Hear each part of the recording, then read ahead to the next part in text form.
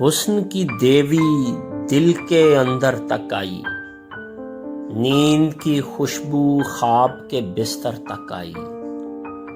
D P دیکھ کے مجھ کو فیک سمجھتی تھی، سی وی دیکھ کے میرے نمبر تک آئی۔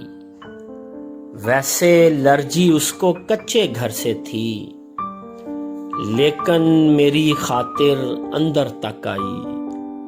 دلداروں کی خاطرداری جانتی تھی، مجھ کو چھوڑنے گھر کے باہر تک آئی۔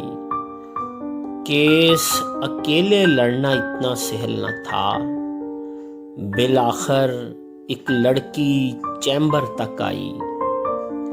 گھونٹ دیا تلخی نے گلا دلیلوں کا، بات بڑھی تو گالی پتھر تک آئی۔ دشت نوردی کرتے کرتے یار زعیم، ہانپتے ہانپتے پیاس سمندر تک آئی۔